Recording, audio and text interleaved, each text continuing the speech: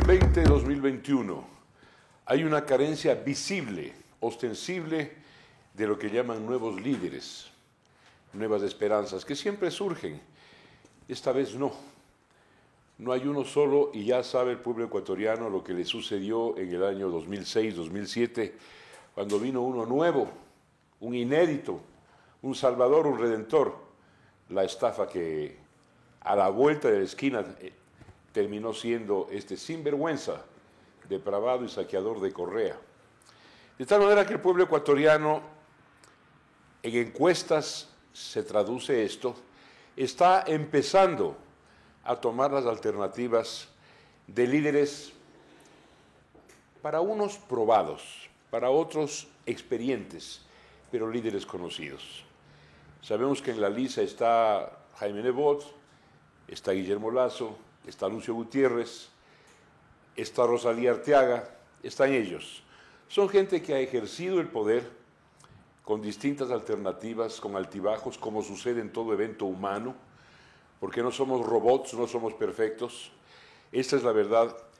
La segunda idea es que Enfoque TV, este segmento, y diálogo frontal, no neutral, a cargo de su servidor y amigo, está en la saga de los presidenciables.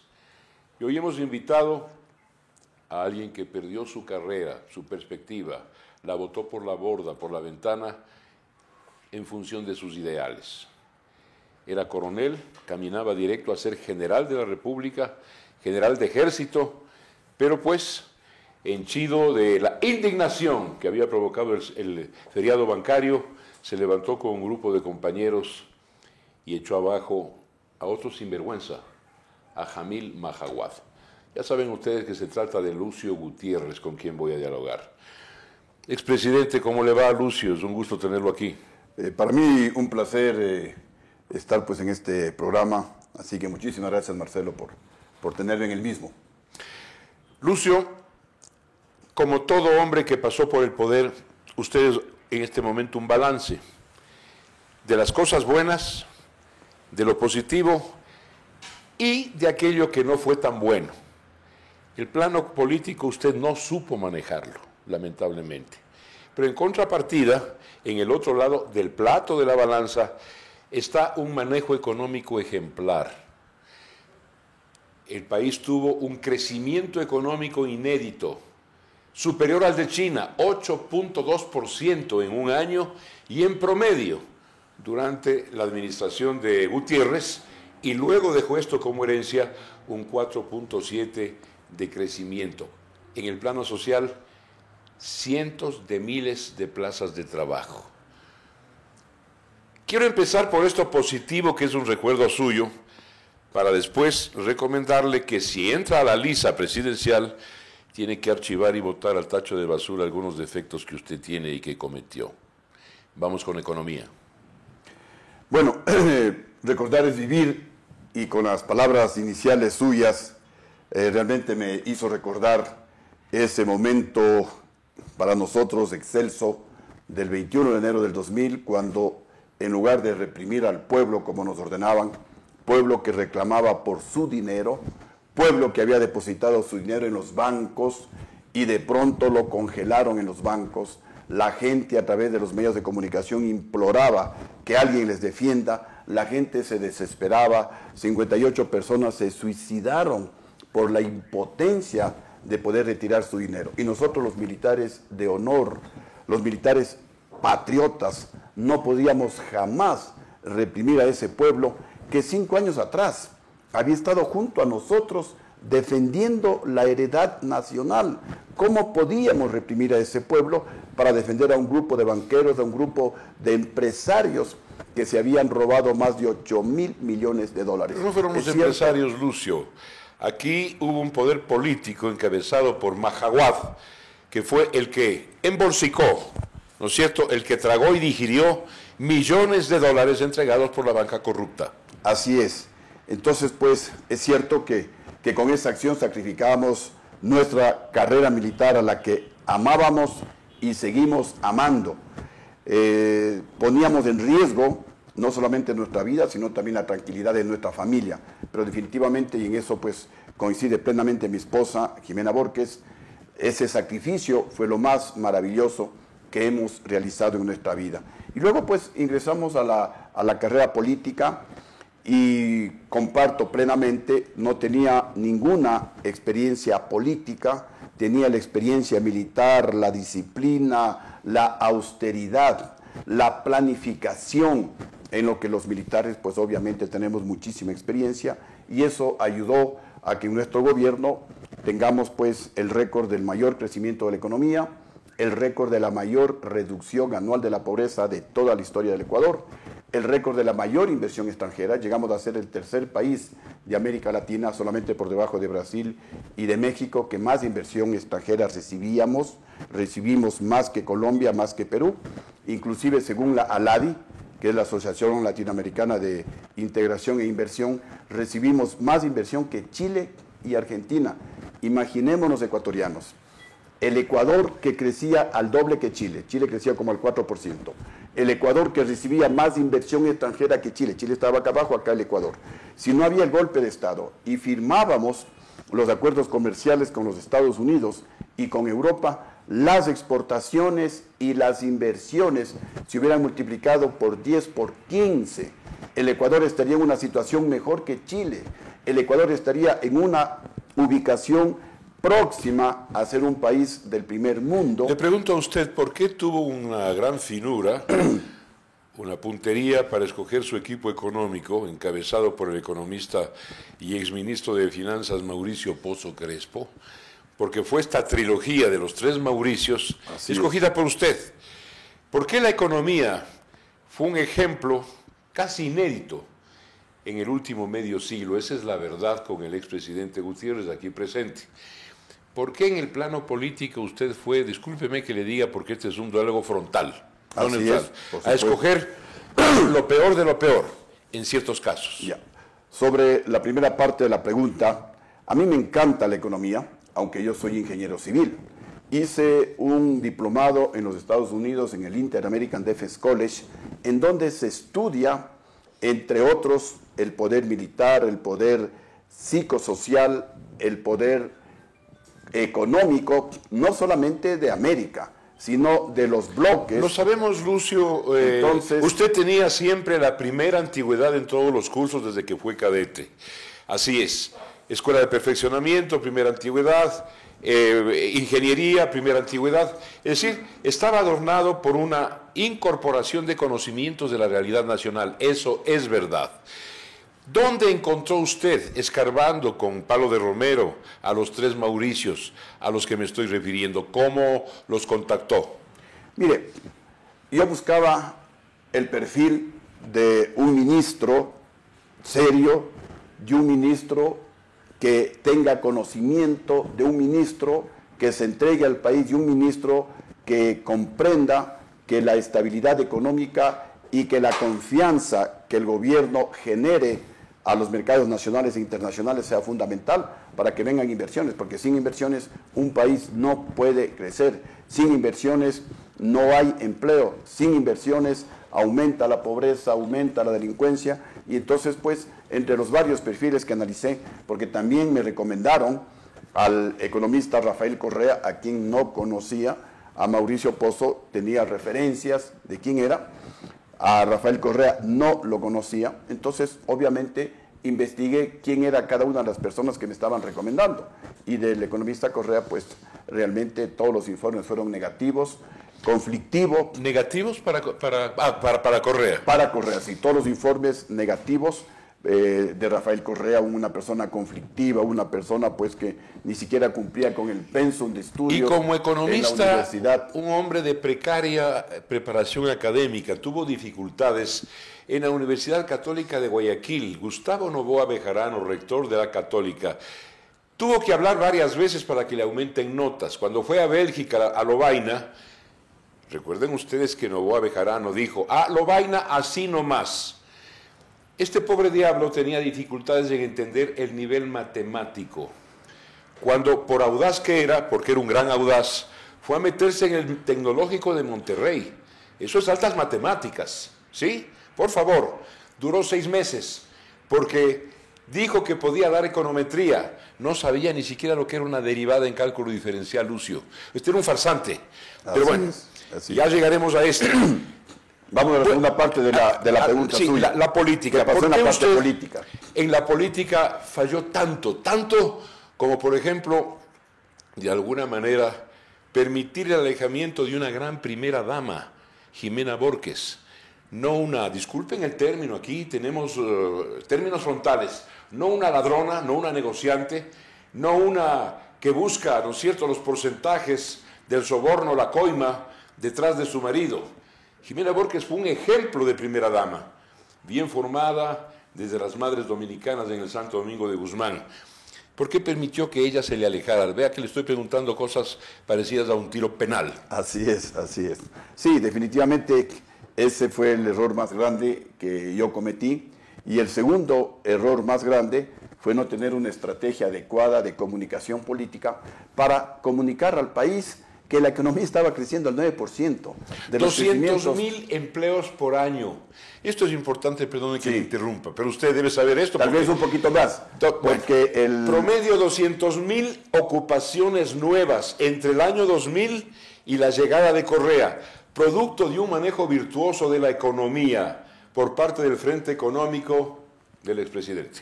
A ver, el doctor Alfredo Vergara, superintendente de bancos de Rafael Correa, hace poco publicó, más o menos así: no soy amigo de Lucio Gutiérrez, pero en el gobierno de Lucio Gutiérrez se crearon más de 500.000 empleos plenos, más de 500.000 empleos plenos. El Producto Interno Bruto creció al 10.9% y la pobreza se redujo al 8.4% en los 2 años. A ver, Lucio, no me necesita exagerar. El año de mayor crecimiento fue 8.2%, que ni la China había logrado. Pero en promedio, ese manejo económico produjo un crecimiento de la renta nacional del 4.7%, inédito en el último medio siglo. Así es. Vamos a la primera parte. ¿Qué es lo que pasó? Como yo me hice cargo del gobierno y cumplió la palabra el presidente Gustavo Noboa, que dijo que no va a dejar la mesa servida, y yo heredé atrasos en el pago de sueldos y asignaciones al sector público por 2 meses. No se había pagado noviembre y diciembre a los trabajadores de la salud, a los maestros, a los municipios, a las prefecturas, a las Fuerzas Armadas, a la Policía Nacional. Me hice cargo, pues no había un centavo en la caja fiscal, había deudas, y entonces necesitábamos inmediatamente un acuerdo con el Fondo Monetario Internacional. ¿Cuánto costaba el barril de petróleo con usted?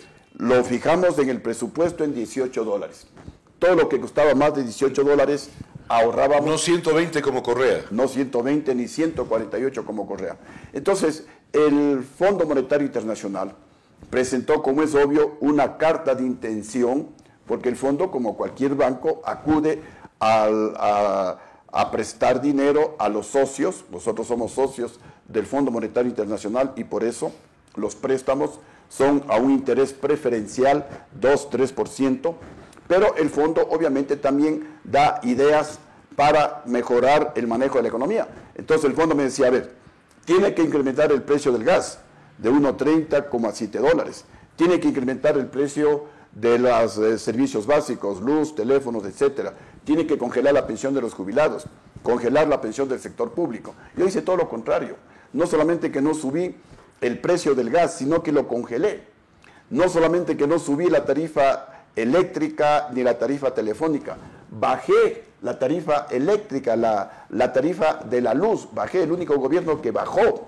No solamente que no congelé el salario y la pensión a los jubilados y a los servidores públicos, en el caso de los jubilados dupliqué la pensión, y en el caso de los servidores públicos, a través de la ley de homologación y unificación salarial, les incrementamos a todo el sector público a la escala de 14 grados. Pero ¿qué hice en contraposición? Decreté, como buen soldado, como un militar patriota, decreté la austeridad. En mi gobierno no compramos ni una bicicleta. En los mismos vehículos del gobierno anterior nos movilizamos. Se redujo los gastos administrativos en un 35%. Rehusábamos desde el tema de rehusar los papeles que se utilizan pues en todos los ministerios. Entonces ahorramos más dinero que el que pretendía el Fondo Monetario Internacional. ¿No le preocupa a con usted, esas medidas draconianas? expresidente Gutiérrez, no le preocupa a usted el hecho de que al pueblo ecuatoriano, que a menudo le falta, es un gran pueblo con méritos, eso es lo que somos, pero también con defectos, y uno de ellos es que la parte fundamental de la cual comemos, que es la economía, ¿sí? A veces les importa un chocho, y lo que juzgan, y casi siempre mal y negativamente, es el fenómeno político, donde Lucio Gutiérrez evidentemente cometió varias equivocaciones. Sí, así es. Una de ellas, Así ¿quién le endilgó a usted? Disculpen, esto es un diálogo frontal, no neutral. Y entre lo frontal voy a decir una palabra rústica.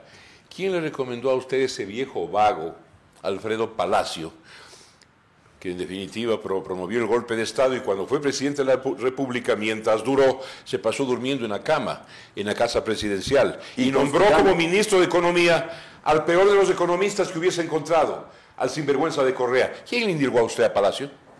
Fueron los amigos de Pachacutic, los amigos del MPD y la directiva provincial de Guayas, que también pues aceptaron esa recomendación de los aliados míos. ¿Usted no lo conocía? Yo no lo conocía, y yo, como estaba seguro y hablaba de las encuestas de carne y hueso, yo estaba seguro, a pesar de que no aparecía en las encuestas, pero estaba seguro de ganar la presidencia de la República, entonces casi que... ¿Cómo empezó en esa nominación de un desconocido que a la vuelta de la esquina le acuchillaba a usted, y soy testigo de cargo, porque quien habla estuvo inmerso en ese golpe de Estado?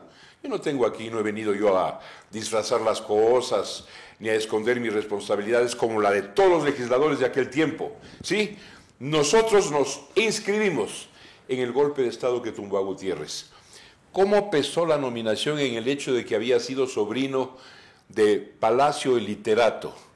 ¿No es cierto? El literato lojano de un hombre muerto a puntapiés y otras obras literarias.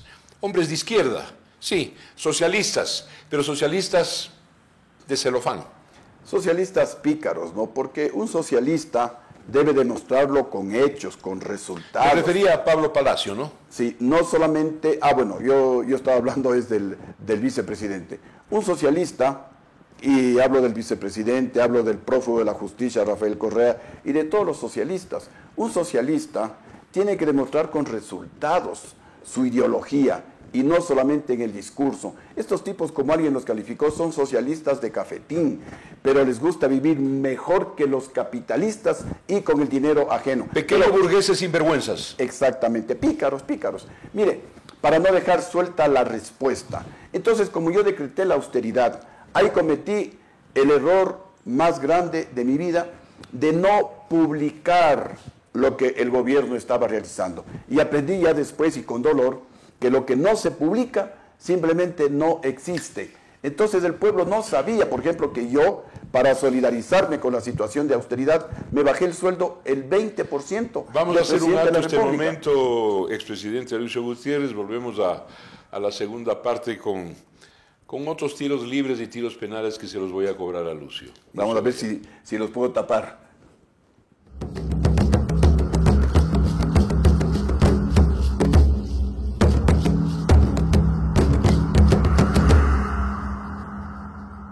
Segundo tiempo con el expresidente Lucio Gutiérrez. Expresidente, ¿cómo fue el trato en su gobierno a las Fuerzas Armadas ecuatorianas en sus tres ramas fundamentales, incluyendo la Policía Nacional, en medio de una austeridad que usted dice que había decretado? No se compró ni un triciclo, ni una bicicleta, y ¿eso no provocó descontentos en la fuerza? A ver, decretamos la austeridad y, como ya lo mencioné en el primer tiempo, no contratamos publicidad, y eso fue un error. Los medios de comunicación... Pero estoy preguntando de los equipos de Fuerzas Armadas. Y voy allá, sí. Y, bueno, en el caso de Fuerzas Armadas, debo recordarles que en mi gobierno aprobamos la ley de homologación y unificación salarial para justamente acortar la gran diferencia entre los que más ganaban y los que menos ganaban. Había gente en la superintendencia de bancos, gente en algunos sectores en el Banco Central mismo, que ganaban el doble que el presidente de la República. Con jubilaciones realmente insolentes. Así es. En Petroecuador, jubilaciones que sobrepasaban los 300, 400 mil dólares. ¿Eso acontecía también en Fuerzas Armadas? No. Entonces lo que hicimos con la ley de homologación es, nadie podía ganar más que el presidente de la República. Primera cosa. Segunda cosa, a los que menos ganaban se les subió el salario. Por eso a todo el sector público le subimos a la escala de 14 grados. ¿Por qué me vale la respuesta sobre la fuerza del ejército? Y esa ley de homologación y unificación salarial sirvió de base para incrementar, para homologar los sueldos y salarios a Fuerzas Armadas. Que los generales no le dijeron a la tropa, a las Fuerzas Armadas, que con esa ley de homologación salarial se les incrementaron los sueldos, eso fue otra cosa, y más bien se generó una situación adversa e injusta en Fuerzas Armadas en contra de Lucio Gutiérrez, diciendo que Lucio Gutiérrez no hizo nada por las Fuerzas Armadas. Sin embargo, sí tengo una actitud de gratitud con la Policía Nacional.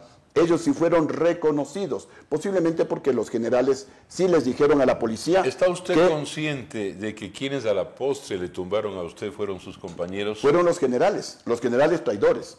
El general Luis Aguas, comandante del Ejército, con el jefe de Estado Mayor, el general Hernán Ayala, comandante de la Fuerza Aérea, con su jefe de Estado Mayor, el vicealmirante Víctor Hugo Rosero Barba, jefe del Comando Conjunto, y su jefe de Estado Mayor, el vicealmirante Manuel Zapater. Ellos son los responsables, porque aquí es mentira que los forajidos o que el pueblo le vota a un presidente.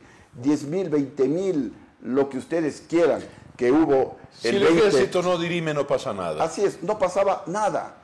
Miren lo que sucedió en octubre del 2019, hasta calculan 100,000 personas, 12 días el país paralizado, y los generales se portaron leales, y yo les felicito, como les felicité también en esos días, porque una inestabilidad democrática, y hemos visto, no le trae ningún beneficio al país. Conmigo, con Lucio, la economía crecía cerca del 9%, hoy la economía está en el 0%.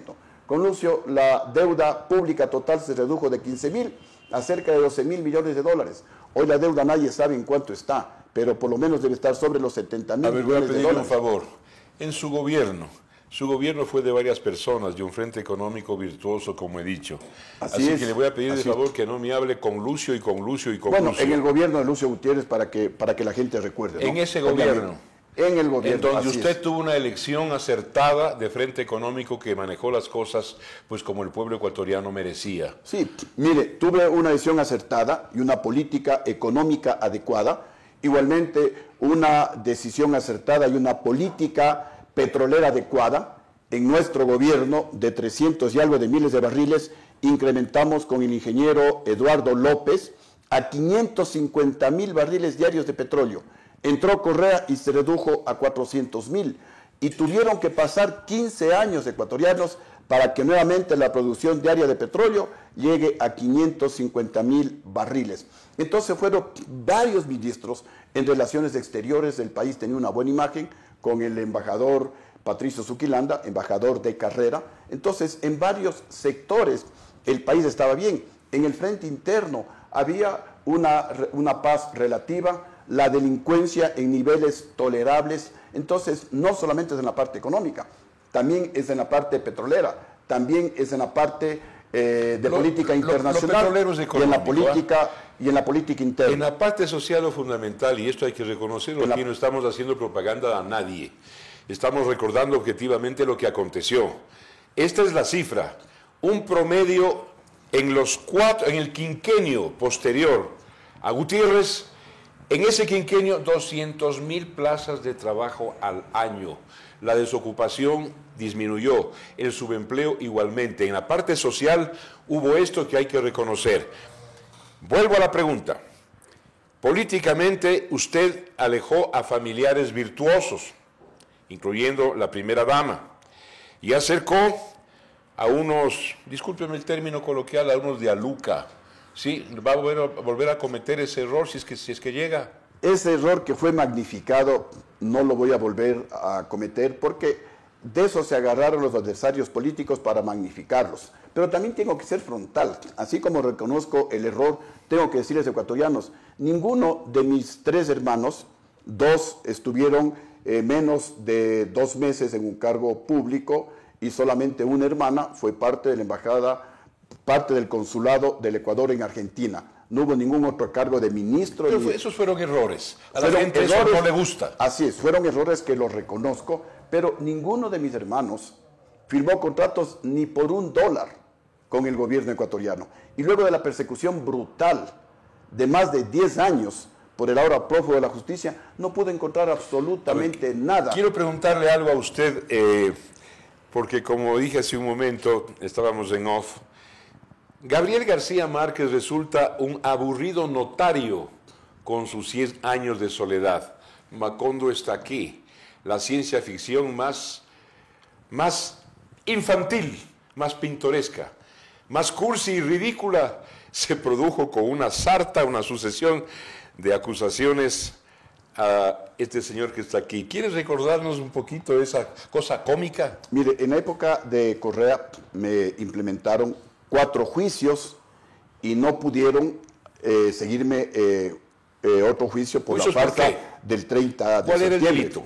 Me acusaban en un juicio de intento de magnicidio, es decir, que yo quería matarle a Rafael Correa, que yo habría contratado a unos colombianos y a otros ecuatorianos, que tenía como 30 quintales de dinamita de TNT para volar Carondelet y asesinarle al presidente Rafael Correa. También por ahí alguien se inventó que tenía un misil y que con ese misil pues quería matarle a Rafael Correa. Totalmente descabellado ese juicio. Que usted tenía oficiales extranjeros a su mando. Sí, en otro juicio me acusaron de piratería marítima. ¿Perdón? De piratería marítima, de que yo habría contratado militares extranjeros para hundir barcos ecuatorianos. Y cuando iba a declarar en la fiscalía, obviamente, pues los fiscales me preguntaban, bueno, ¿qué puedo abonar sobre el juicio? Les decía, lo único que se me ocurre es decir que el presidente Rafael Correa se ha dejado influenciar tanto de la película Los Piratas del Caribe, que me está acusando de piratería marítima. Quiero hacerle un punto y la de gente orden en se ese momento. reía. Correa, verosímilmente, siendo como es, un gay reconocido, se enamoró de Johnny Depp, el actor de Los Piratas del Caribe. Seguramente, que por eso me acusaba. En otro me acusaron de malos manejos de la deuda externa, cuando en mi gobierno no renegociamos un centavo de la deuda. Más bien mi gobierno, según los datos del Banco Central del Ecuador, si es que alguien me corrige, pues acepto esa corrección, es el único que reduce la deuda de alrededor de 15.000 millones de dólares a cerca de 12.000 millones de dólares.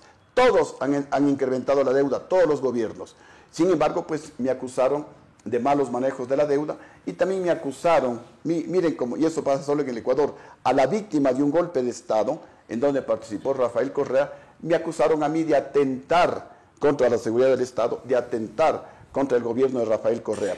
Lo que querían es perseguirme, atormentarme, tenerme ocupado, enjuiciado, uno tiene que ir a la fiscalía, a ver un abogado, y todo eso obviamente es molestoso. ¿Por qué estuvo usted preso? Yo estuve preso, acusado de atentar contra la seguridad del Estado. Mire, también otra infamia y una cosa realmente increíble, ¿no? Y que solamente pasa en el Ecuador. A la víctima, que fui yo, de un golpe de Estado, le encarcelaron, acusado de atentar contra la seguridad del Estado. ¿Quiénes me acusaban? El gobierno golpista del vicepresidente Alfredo Palacio, del cual formaba parte Rafael Correa como ministro de Economía. Pero también, ecuatoriano, soy el único ejemplo posiblemente en el mundo de un presidente derrocado que renuncia a 3 asilos políticos y voluntariamente viene a la cárcel estando el gobierno golpista en el poder.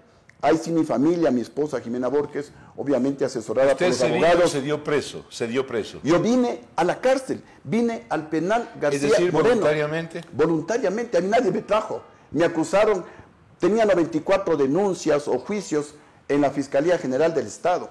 Entonces vine a dar la cara. El abogado me decía, y también mi esposa, al rato hasta me imploraba que no haga eso, que no cometa esa locura, que el gobierno golpista va a inventar cualquier cosa para confinarme 30, 40 años en la cárcel. Yo les decía para que se tranquilicen, cuando uno tiene la verdad, uno se enfrenta al mundo y se le derrota al mundo. Y eso fue lo que hice. 6 meses preso, la mayor parte en el pabellón de máxima seguridad. Una anécdota. Llego a la cárcel y me saludan algunos presos de ahí, pues en el pabellón de máxima seguridad. Uno se me presenta, Me dice, mucho gusto, presidente, yo soy Rulas. ¿Qué tal, Rulas? Oiga, ¿Quién era Rulas? Lo que yo conozco es que a usted le dijeron, bienvenido, colega. Sí, también así es. Entonces, me dice, yo soy Rulas. Digo, sí. ¿Y quién es usted? ¿Quién es Rulas? Dice, yo soy del cartel de Sinaloa. Aquí vemos varios mexicanos. Entre ellos también estaba el señor César Fernández. Y estamos a sus órdenes. Sí, y algo curioso, que usted los capturó, porque los capturó en mi gobierno. Pues. A ver, Lucio, vamos a entrar con ellos. A un tema coloquial, a un tema que nos comporta, nos interesa a todos, porque somos corazón también. El país ve con muy malos ojos que desde la Presidencia de la República se aúpe, se alcahuetee, se financia a uno solo de los clubes de fútbol ecuatorianos. Se ve muy mal. En el tiempo del sinvergüenza delincuente de Correa, el MLE ganó 3 campeonatos, tiene un estadio nuevo, de donde pecatamea. Actualmente, el Aucas, el equipo del señor Moreno, tiene financiamiento de entidades del Estado, de donde pecatamea. Eso está muy mal. O es para todos, no para uno solo. ¿Usted hincha de qué equipo es? Yo sí sé, pero le pregunto. Yo soy hincha del Nacional. Y todavía se ríe.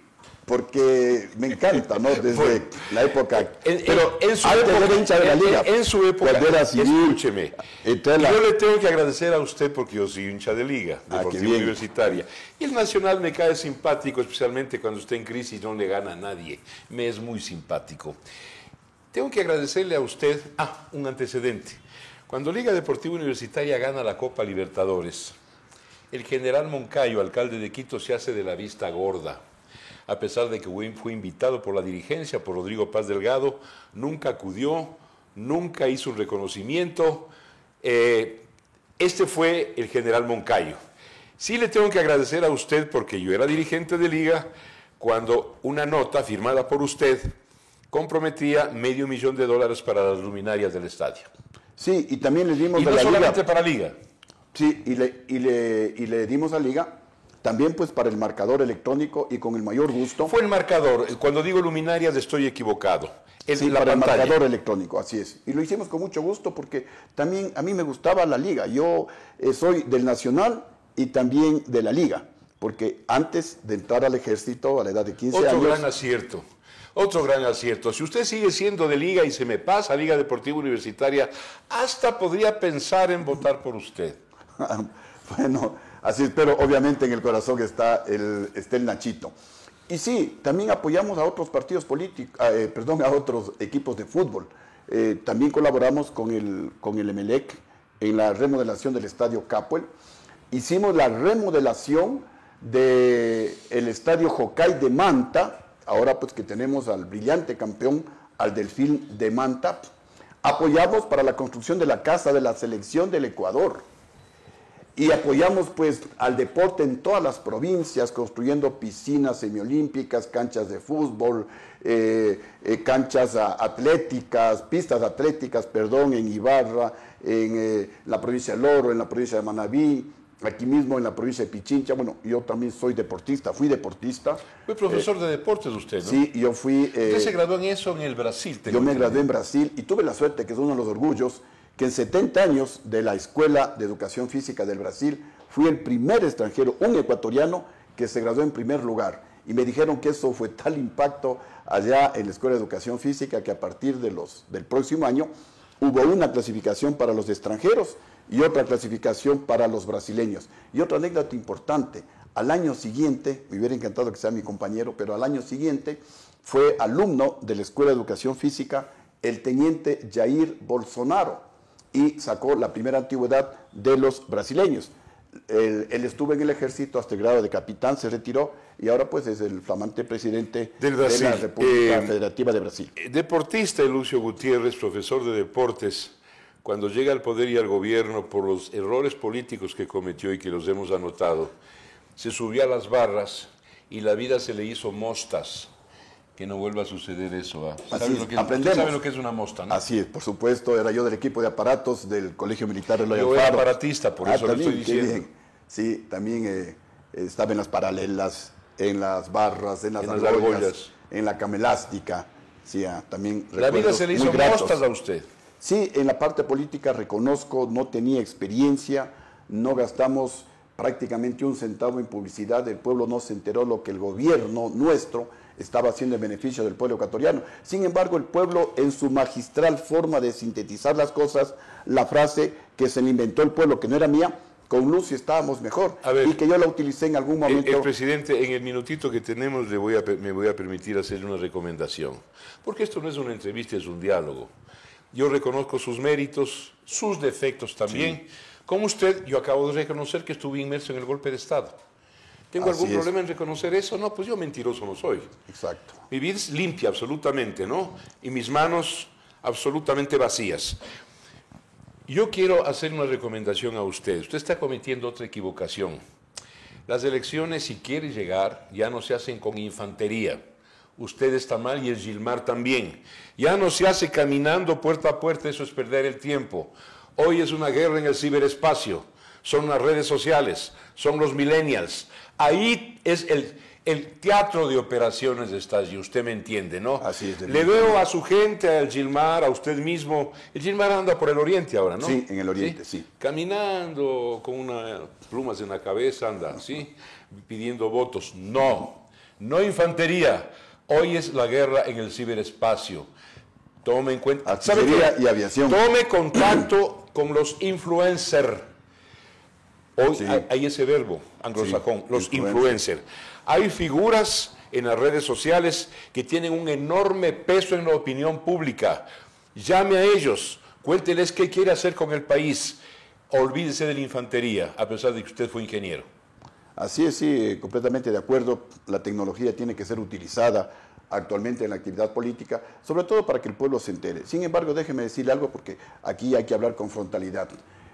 Compatriotas, yo nuevamente asumí este reto por responsabilidad con el Ecuador. Yo no estoy acá por vanidad, yo no estoy acá y no me quita el sueño volver a ser presidente. Yo ya fui presidente y como me decían en un análisis parecido a este, me decían, Lucio, cuando tú te mueras, ahí sí van a reconocer el gobierno de Lucio Gutiérrez, el mejor de toda la historia del Ecuador en cifras, el mejor de toda la historia del Ecuador. Pero hoy nadie te va a reconocer, te van a golpear, te van a insultar, te van a calumniar. Sin embargo, porque al igual que usted, Marcelo, y ustedes, amigos, amo profundamente a mi país. Usted recordará que yo me le opuse a usted terminantemente en el Congreso, yo era diputado, y era un diputado muy crítico de usted. Sí. Crítico, inclusive apasionado. Y tengo que reconocer que nunca usted me respondió con insultos. Alguna ocasión, cuando hubo la oportunidad de tomar un contacto, usted ni siquiera me reclamó. Usted me dijo, en lugar de criticarme tanto, ¿por qué no viene y me ayuda? Me acuerdo claramente eso. Así es. Nunca respondió la acritud con que yo lo combatí.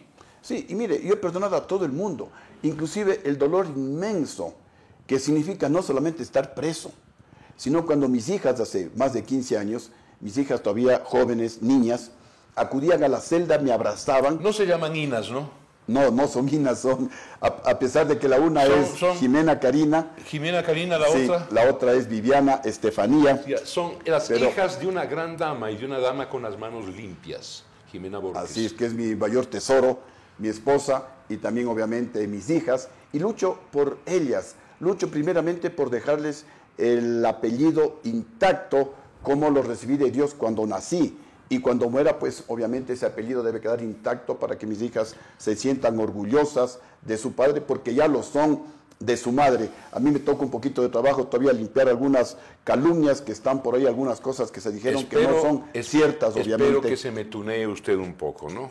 Tiene que tunearse, ¿no? Sí, yo creo Jimena no tiene que hacer eso. Gracias por haber asistido a este diálogo. Muchísimas gracias, Marcelo, muy gentil. Un abrazo para ustedes.